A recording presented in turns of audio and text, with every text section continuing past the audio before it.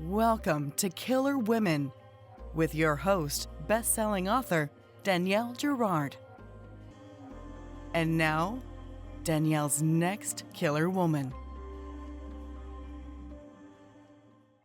Hello, and welcome to Killer Women Podcast, a proud member of the Authors on the Air global network with more than 4 million listeners. I am your host, suspense author Danielle Girard, and my guest today is Jacqueline Bublitz. Hiya. Jacqueline is a writer, feminist, and arachnophobe who lives between Melbourne, Australia, and her hometown on the west coast of New Zealand's North Island. She is the author of Before You Knew My Name and Leave the Girls Behind. Find out more at Jacqueline Bublitz, and we're going to spell it because Jacqueline is one of those names I always struggle to spell, but it's Jacqueline Bublitz. Bublitz, Bublitz.com. That's So it. there we go. That's it. Welcome, Just Jacqueline. a mouthful. Thank you so much for having me. Good morning from New Zealand, Morena, as we would say, and I think good afternoon for you. Yes, I'm in Montana, so right. It's still Tuesday here, and you're already into Wednesday. Yeah, it's a nice sunny. The future is sunny. Let me just say, the future is sunny. I really hope that's true, Jacqueline. And Jacqueline and I were talking a little bit about all the upcoming craziness in the United States right now. So we will not talk more about that. But as I mentioned when I read from Jacqueline's book, which you can see, I have a lot of fun spots I always tag. Jacqueline is an author with Emily Bessler Books, which is my new imprint too. And we don't talk about that much on the show, so we'll talk about that a little more, but I'm getting ahead of myself. So first, please tell us about this fabulous, I gulped it up, Leave the Girls Behind. Thank you. I love seeing all the sticky notes or whatever you call those. That's my favorite. Do you know what I love it when people essentially deface a book? Some people love it pristine. I'm like, oh no, dog ear it, do whatever, highlight things. It shows that, the reader has really gotten something from the book. So Leave the Girls Behind is about an amateur detective, Ruth Ann Baker. She is a reformed amateur detective. Actually, she's trying to stay away from true crime for various reasons that will be slowly revealed throughout the first part of the book, but she finds herself drawn back to her life as a citizen detective when a little girl goes missing from her former hometown. Ruthie, as I like to call her and her friends call her, friends and family, lives in New York City, but in her hometown in Connecticut, a little girl has gone missing, and it essentially triggers for Ruthie all her latent feelings about a case 19 years ago when Ruthie's best friend Beth, at 7 years old, was kidnapped and murdered by a man named Ethan Oswald. That's not a surprise. He was convicted and he is now long dead. However, there's always been aspects of that case that Ruthie's never been able to get out of her mind, including the idea that he had other victims. No one's ever believed her. But when this new little girl, Coco, goes missing, Ruthie picks back up the mantle, gets her little citizen detective badge, and goes hunting, not for Ethan, but potentially for an accomplice. And as she gets deeper into her investigation, she discovers that he may have had a female partner in crime, a woman that either helped him commit his crimes or at least helped cover them up. So that is the premise. Hopefully not too many spoilers in there. That sets you up for a wild ride for Ruth Ann Baker and her girls. And one of the things I love, this is Ruth's story, of course. Although, as you mentioned, she has, these friends that appear, and you learn about them really quickly. But also, I love her, her community. She worked in a bar called Sweeney's, which is like a musical bar with the super cute gay proprietor, Owen.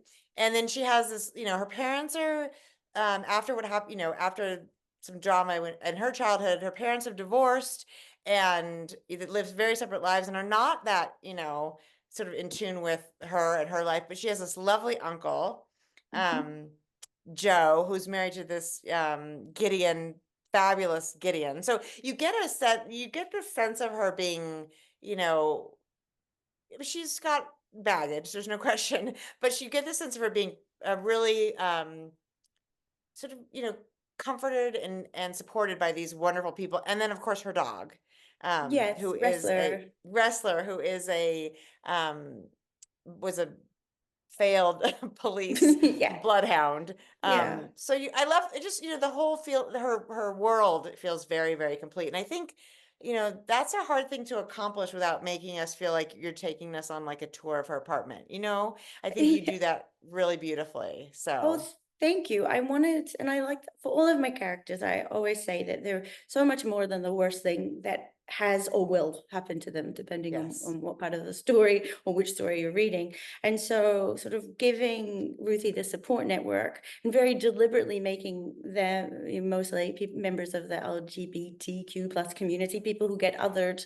And it's set in 2015, and I was living in New York when the marriage equality decision came down, and I I remember, love that that's part of it. makes Yes. makes me emotional because I remember waking up that morning and checking my phone, and back in Australia where I was living, it wasn't hadn't even gone to the vote, it hadn't passed yet. And so it was the beginning of, I have three countries I hold very dear to my heart: New Zealand, where marriage equality was passed a while before; the United States, where I went to high school, and have spent a lot of time as a grown-up; and then Australia, where I grew up. I've spent more than half my life there. And so that for America for that moment of passing marriage equality, but as there always is such a vitriol that comes with those kind of decisions, Yeah. and he's really talking about family values and all of those things. And so I had really, it's on purpose that I've included this community of people who often get othered,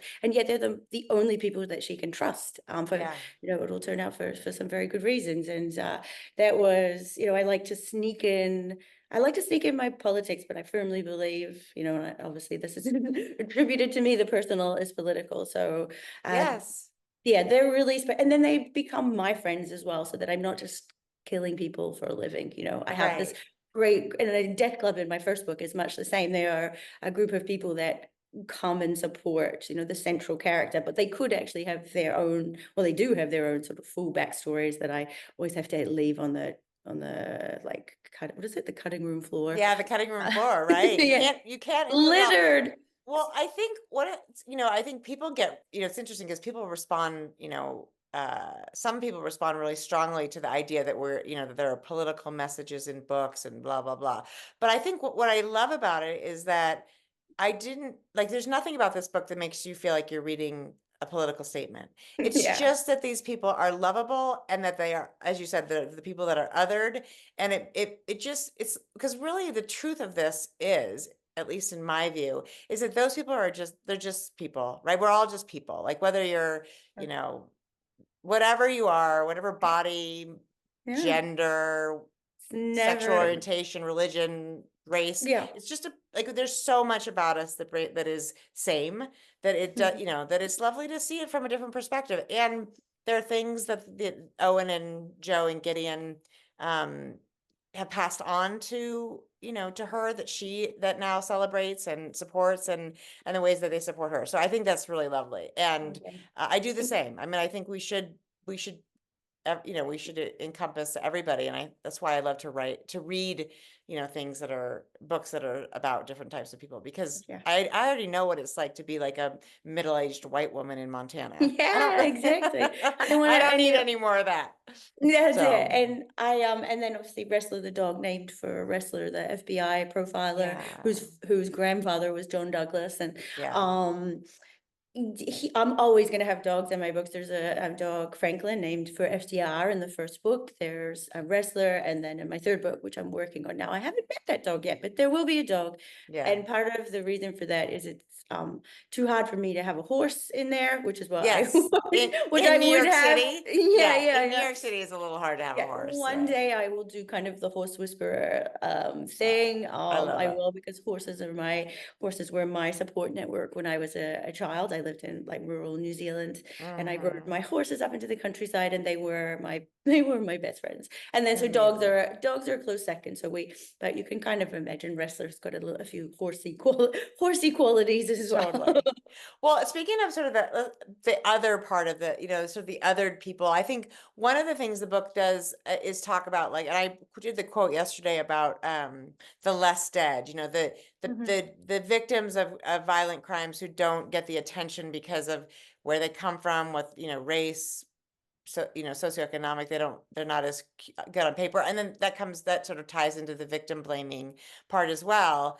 And I think, that is another thing that you really explore in the book that I think is really interesting is, why, Beth got all the attention, and, and these other girls who potentially were also victims of the same man, although, it hasn't been necessarily figured Yeah. out. Right. It's, didn't get the same attention. And I think we see that all the time, in this, in this country. And I like that that's something that she's also pursuing, because I think that's an important distinction we make, and how, the broken system makes, right? Yeah, I think my first novel, which was told from the perspective of a dead girl, air Mhm. quotes, and then the woman who finds her body goes on this journey learning about. She's not interested in crime or true crime or anything like that. Mhm. But she goes on this journey because she's found Alice Lee, who gets a mention a couple of times in this book. She's found her Yeah. body, and through Ruby, that character who'd found the body, she learns about missing white woman syndrome. She learns on the job, and that's something I've realized that I like to explore in my books, is characters who don't come fully formed to put like criminal investigations and Right. victimology and police work. So for Ruby, she was really trying to understand her role in what it meant to find this body, and why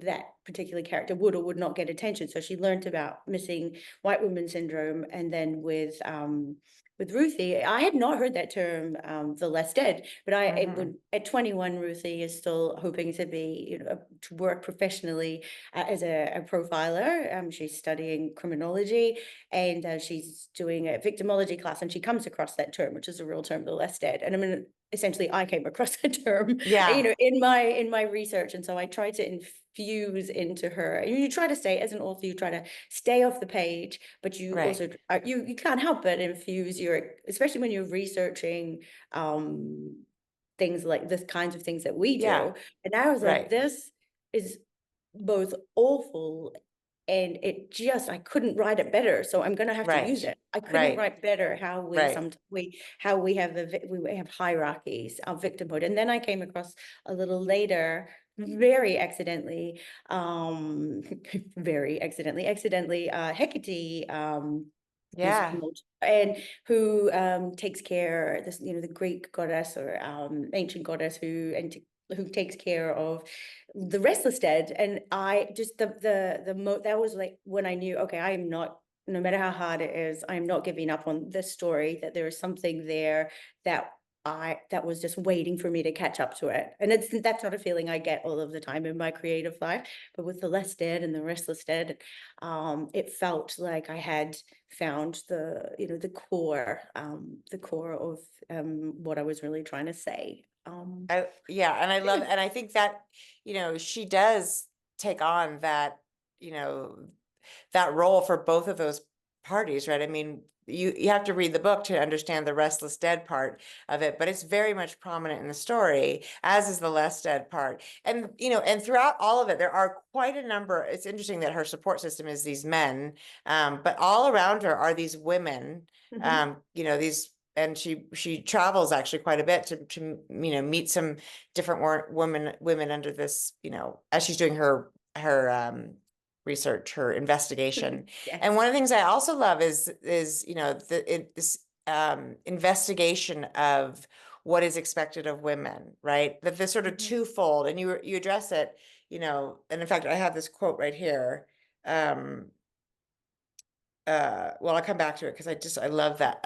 There's a quote I love in here, but one of the things that you refer to is the idea that, you know, this sort of stranger danger along with being really polite, right? Like when girls are taught, smile, say hello, be polite, you know, and then also we're taught, don't talk to strangers, you know, so where's the fine line between like, and also we learned that a lot of the people who, you know, abuse, abduct, like, you know, for instance, the villain in this story was a music teacher. It wasn't like, right, it Oh, it wasn't wasn't like a he was a monster. stranger, right? Mm-hmm. So I think, you know, there's this incredible push-pull for girls. Younger boys are not necessarily taught to be, you know, like to smile, to be polite. I mean, they're taught maybe to be polite, but the whole idea that girls are supposed to open ourselves up to being like, we have to be pretty and Yeah, pleasant. but don't do anything that you shouldn't do. Don't sort of walk home alone at night, or don't sort of Right. take any risks with your safety. So be open to the, and don't, you know, and certainly don't think all men, but make sure you don't do anything that would put you in, you know, in harm's way, Right. with some men. And it's so, yeah, so I'm really careful to have lots of good men in my stories. Yeah. Yeah, Yes. and that's not because I'm sort of trying to sort of win over anyone or hedge my bets. Is simply because I am surrounded by wonderful Yeah. men. Yeah. And so I'm not interested in, I'm not interested in villainizing. Well, I'm not interested in the monster. I'm interested in the man. And so that's going to be a through line through everything I write as well, because I do think we've gone through this period of is it lionizing, deifying certain serial killers in particular? And I'm like, I get it, because I'm like, oh, okay, I'm like so into even the language I use, the Golden State Killer. I'm not actually into the Golden State Killer. Right. But I Yeah. cannot stay away from But it's that case. interesting, Yeah, right? and Ted Bundy is the obvious one, and but they're the way that we see them as monsters and their behavior is monstrous. But what I'm Yes. interested in is, if you were to encounter the man, would you, what would you know? What would you say? What would the warning Right. signs be? Because it turns out there often are some, and Yes. warning signs, especially if it's a person that you know. So Yeah. yeah, it's such a, I mean, our job is so weird. Like people ask me, like, what do you do for a living? Excuse me, I'm just nearly knocking over my stool. Too much coffee this morning. Yeah, like, what do you do for a living? Like maybe an Uber driver or something. I'd be like, oh, I kill people for a living. You're And like, I, yes. And yeah, but it really is about sort of, I think, you know, to your point, it's really about sort of understand, because the idea, you know, the idea of a monster, none of these men, they, like you said, none of them are really monsters, right? They had mothers and in siblings and relationships and actually one of the things I love that, girlfriends, wives, yes, and was exactly yeah. one of the things I love that you explore in this book is that there are real people. The killers have, you know, they have what look to be, at least from the outside, from a distance, you know, normal relationships. And this is the quote that actually is from one of the women that she meets when she goes, the woman that she meets when she goes to Norway. And she says, "We ask a lot of young women, don't we? I was still a teenager when I was expected to know what would be best for the rest of my life. I went straight from my father's house to Martin's, both metaphorically and literally. When I got married, I had never spent a single night on my own. It's different for your generation, but that was life back then. We were our men." And, you know, and it has changed, of course. She's an older woman, but I mean, how much has it changed, right? Yeah. We are still expected to, you know, be the support system for, you know, to be the prime. I should say this. I always catch myself. In most situations, I believe we're still sort of that we're still the primary parent and we're still there to support, you know, our partner husband's career. And that's sort of everything that we have that we're supposed to get done is sort of like, you know, pushed into this tiny Yeah. corner and so that we can support everybody else. And I think that is um, I think it's interesting to watch a younger generation. My daughter's 25, and there is this, you know, her perspective is a little bit like, whoa, you know, I'm not sure, I'm not doing that. But there's And I'm like, there's a lot yeah, of pushback. So, and of course, because every great stride we make, there's pushback, certainly yes, politically around, well, yes, you know, like the best, you know, the best role that a woman can play is like the nurturing. I mean, I'm nurturing. I don't have my own kids. I have nieces and nephews, and I am now a great aunt. I've always been a great aunt, but I'm now officially a great aunt, Wow. and Yeah. I love playing that role. But it's certainly not it was never going to be the primary. I don't even think I Right. figured out what my primary role is. I love that quote, the Walt Whitman, "I'm large, I contain multitudes." And also the other bit about contradicting myself all the time is important to know. Yes. Yes. But I contain multitudes. And so I'm so much more interested in exploring women who do contain multitudes without forgetting cultural and social context. I never forget Yeah. like, so Yeah. I don't want to ever create superheroes.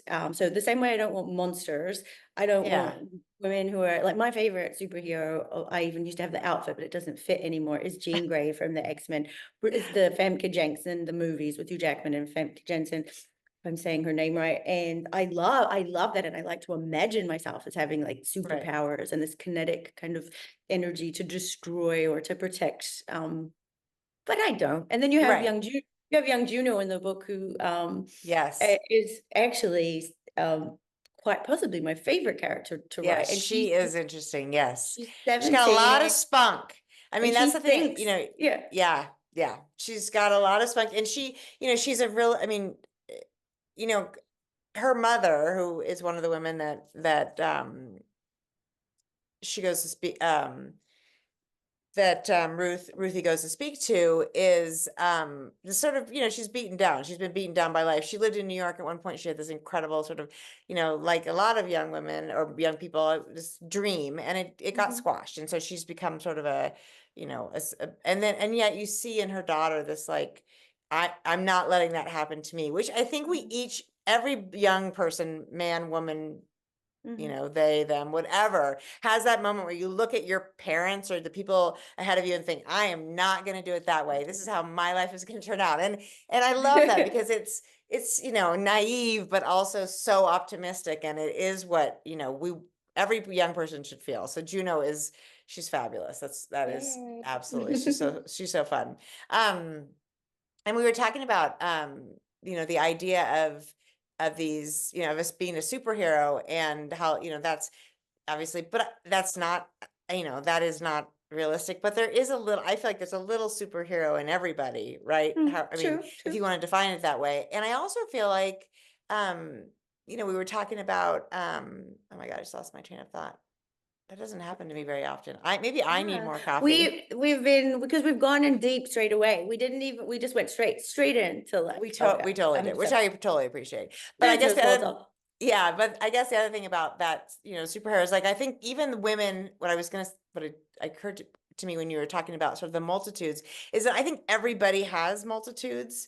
I think the thing is, and sometimes we encourage people to show only one face. I mean, you see this with social media, which you mentioned in the book. We see this in, when relation, like in, as a professional person, like in an office building or in a certain settings where you're only supposed to look, like you can imagine sort of like what it's like for Kate Middleton, right? She's supposed to just look one way. And yet, of course, we all have these little aspects of us, even if you're the happiest stay-at-home mom, you are loving being with your children. There's some moment where you're like, I would love 10 minutes to get the F out of here. Right? I mean, and I think to be able to admit that, to be able to say like, nothing is always perfect is first of all, it's really good for everybody else to hear that even the people who they look like they're doing it perfectly are struggling. And I think we can give each other, and this is another thing I love about the book is these women, all of them, and men, all of them are experiencing, real things. They're real challenges. And you don't get the sense that anybody is just like got it figured out. Everybody's growing, no matter how old you are or where you are in your life, right? They're all growing. Oh yeah, Ruthie in particular does not have it figured out. And that's something for anyone going into a book, where there's a citizen detective, like she's not particularly good at what, I mean, she's great at drawing conclusions for herself. And she acknowledges she's had, some professional help around her pattern making and her tendency to see patterns where there might not be, but also she firmly doesn't believe in coincidence. And one of the things I wanted to explore is, we talk about multitudes, and then there are things that are sort of core to our belief system. I just watched Yeah. Inside Out 2 on the airplane coming back from Melbourne yesterday, and I cried when they show like the physical manifestation of your belief systems forming. Like, I not have to just your admit, I haven't seen it. Oh, it's really, it's got like, they do such a good job in the second one about how your beliefs are formed, and It's what they, Pixar, right? Are we talking about yeah, Inside Out Just too. making So sure we're yeah, talking about an animated film. I love that, Jacqueline. I just wanted to be sure. It was, and I just watched it on an airplane, and I find that I often get really moved when I'm Yes. watching something on a plane. And so thinking about belief systems and how they're formed. And with Ruthie, if she doesn't believe in coincidence, it means she's never going to see something as a coincidence, like, because her Right. belief system is, well, it must mean something. And we do know, and we certainly see at the Yes. extreme of that, that's how you get conspiracy theories and Yes. epiphania, which is the name of her pattern making sort of potentially disordered behavior, can lend itself to conspiracy theories. And then you kind of come back this way, and you've got our belief systems, and kind of, do I believe, I always say, when it comes to star signs, I don't believe in star signs, but I do believe in Aquarians, like, because I'm an Aquarian. So Right. where do I kind of waver, and all of these other beliefs that form sort of like almost or an immutable part of us, and then all this other swirl of the multitudes sort of orbit around these core beliefs, or these immutable parts of us. And they're usually the parts that get us in trouble. I mean, it can be good. Like, it can be good to be like, I'm firm in my belief that I believe in equity and equality or something. But if I'm really tied to, for example, the idea that there's no such thing as a coincidence, then I'm potentially going to be like, my head is going to be insane. Right. You're going to feel insane. And a little bit, that's a little, I don't want to call her crazy, and I don't even know sort of what she's a little bit bonkers, and she knows it. She knows it. And I think that's really important to go on that journey with her, that she might be unreliable as a narrator, but she's very aware of her unreliability. Yes, I love that about her. And I absolutely think, that's true of all of us, right? We all have our sort of our perspective that's a little bit awry, astray. Unique. Yeah, skewed. So tell me this, I want to hear a little bit about how it was different to write this book than your first book, because a lot of people, talk about the second book, and, you have 10 years to write the first one and 1 year to write the second one. So how has that been for you, and how is it going with the third? Thank you. As someone who has clearly mastered the art of breaking through the second novel walls, I say deep admiration. So this book, second book, I actually wrote, so we were in lockdown in New Zealand. I mean, much of the world was in and out of lockdowns, but we were in a lockdown in New Zealand where our borders were closed for over 2 years, I think. And then Melbourne, my other home, the home of my heart, was in a full lockdown as a city, like one of the longest, strictest lockdowns in, I think, according to statistics that the world had during the pandemic. And so I wrote a really interior story. It was a very locked down story. And this, the idea for what became Leave the Girls Behind was sort of floating around. I was like, I can't write that. I need a bigger world. And at the moment, my world is very small. And then at some point, I realized I can go to these places. So the places that I chose, that New York, Norway, in New Zealand. And I always say, I understand that New York is not a country and the other two are, but that my holy trinity, there's a lot of triplicities in this book. So I chose places that I could eat, because I've not lived, but I've spent a bit of time in Oslo myself, and obviously New Zealand is where I am now, and the New York, I can go there, in my dreams. And then then the world did open up, and I was able to kind of get out of that sort of locked room mentality that I think a lot of us had been in, and really explore this global story. But the biggest change was that this was the one where I was embracing being a crime writer. So my first book should have been obvious to me, but I had no experience of the industry when I came in. And I didn't know they were going to market it. They, my publishers around the world, I didn't know they were going to market it as a crime novel. And I was actually quite, no, it's not. I don't know what I thought it was. I don't know. Like literary book club woman, all of this. Right. Again, with it can be quite reductive to say what a book is, but Yeah. in this instance, their decision to say no, this is firmly sits in it's different. It's a dead girl telling you her story, but it's definitely a crime novel, and it was life-changing. I mean, the audience that Yeah. embraced this, and then the crime writers that I've gotten Yes. to meet as well. This community is just beautiful, and I'm so lucky. And so with my second book, I really wanted to, so with Leave the Girls Behind, I wanted to embrace, it's really a love letter to the crime community, be that all the sort of citizen detectives that I've spent a lot of time watching, looking Right. at the forums, and then all the documentary makers and the podcasts and also there's the crime writers who I've been reading a lot of in the last couple of years. So I've put in, just even like the names of certain characters, and Wrestler and John Douglas, I mentioned before, named after the FBI profilers. Yes. That's me trying to say, thank you for inviting me into this club, and I'm going to take, some care with this, and I'm going to try and push at boundaries, but I'm certainly going to learn. I'm going to learn the ropes before I sort of, go too far. So I think this is more of a traditional crime novel than my first, because I intentionally, I felt like a crime writer when I was writing it. Yes. Well, you knew. I mean, I think that's pretty typical. I think of a first, it doesn't surprise me Because at I was all. like, what did I miss? Like, Right. What is this? Well, so we're gonna have to wrap up, but I'm just gonna talk a bit about imprints, because I mentioned Emily Bessler books, which I think people agree is a really fabulous imprint. And Emily Bessler was given her own imprint. I don't even know how long ago, so I should probably know more about my publisher, but I don't. But it's so the way these things work is there's big publishers. There's Penguin Putnam or what are they now?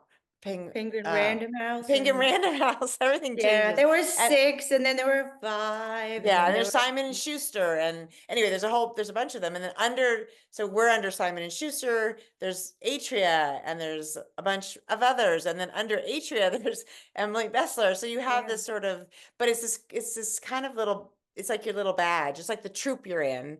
And anyway, I think it's really lovely, and I was so thrilled to be with Emily, because I have read, a ton of the books under her imprint, and just been so impressed. So when I saw Jacqueline's book come across my email, even though my my October was already full and it was only 2 weeks ago, I was like, I have to have it. I have to have it and read it, because because of the little fox there. I So know. I haven't, my actual author copies haven't arrived yet. It takes a little while to get to the side of the road. So I've got the arc, but the Yes, you fox is do. like, I love foxes. They're in my top 5. And so I would it's so exciting, and I love the list and that imprint. Obviously there's a few crime and thriller novels, but there's a diverse list there, and that's actually what I love. Even embracing being a crime writer, I'm conscious that I throw in a lot of other genres as well. Because and that goes back to the whole piece about this character being more than the worst thing that's ever happened to them or will happen to them. Right. And so I was careful with this novel. I so wanted to put a little more romance in there, but I thought with dealing with like child kidnappings and murders, it just tonally leave the romance behind. But it's the temptation to but there's definitely, there's comedy in there, and I'm always seeking musical theater in, because that's my one of my other that was fabulous. loves. Right. Some people will be like, what is she on about? But I love that for New York especially, it's just so get it. Yeah, if you get it, you get it. Yeah, I totally love it. Okay, do you have a tentative title for the next one? Yes, Believe You Me. I love that. I love that. So Yeah, no, I can't believe no one's used, I mean, well, you heard it here first, believe you me. It was a saying my dad would always use when he was about to launch into this like crazy story. Oh, of course, yeah. And so believe you me, and hopefully that's what sticks, because I didn't name my first two. So It is, I know I've had a lot of titles that got changed in the process, so Mhm. I totally understand that. But that sounds like, I hope, here's hoping for it. No matter what, I'm sure it'll be fabulous. It was so fun to get a chance to Oh. talk to you. Everybody, Leave the Girls Behind is out right now. You are listening to this book is live. Go get your copy. You will not be disappointed. And when you're in the bookstore now, you get to look for the Little Red Fox, and you'll know you're in good hands. So. Thank you for joining me today, Jacqueline. Thank you so much. Everybody, this was Killer Women with Jacqueline Bublitz. I'm Danielle, and we will see you next time. Bye. Bye.